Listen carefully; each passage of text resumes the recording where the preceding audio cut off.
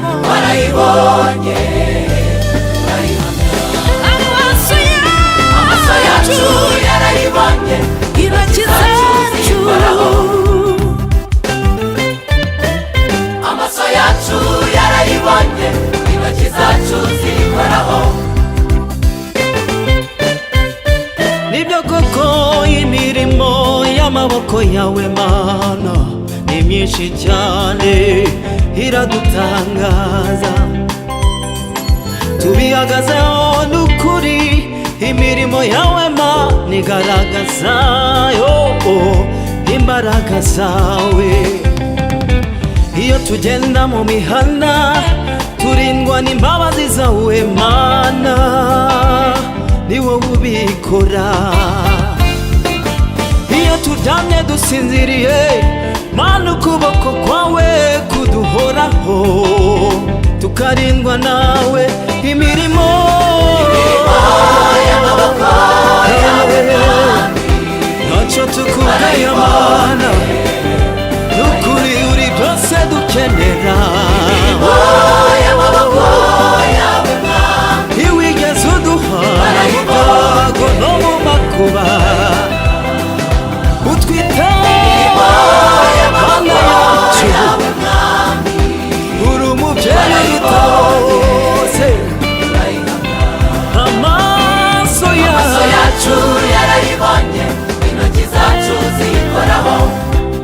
twarabyiboneye n'amaso yacu yarayibonye intoki zacu zikoraho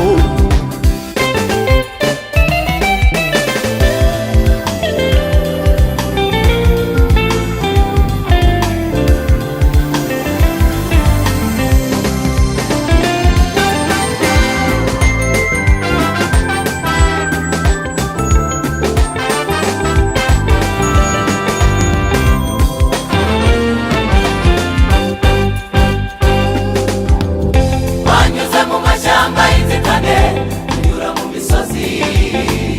twanyuze mu mashyamba y'inzitane tunyura mu misozi twanyuze mu mashyamba y'inzitane tunyura mu misozi twabonye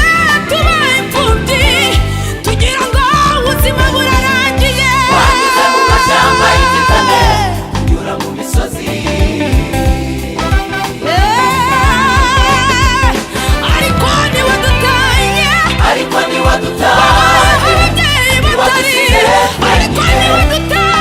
niwadutaye niwadusize twenyine twabonye ukuboko kwawe imbabazi zawe twarakubonye mu bihe bigoye imbabazi zawe zidashira imirimo y'amaboko yawe Mwami barayibonye imfubyi abapfakazi barayibonye barayibonye ababyeyi barayibonye y'amaboko yawe Mwami barayibonye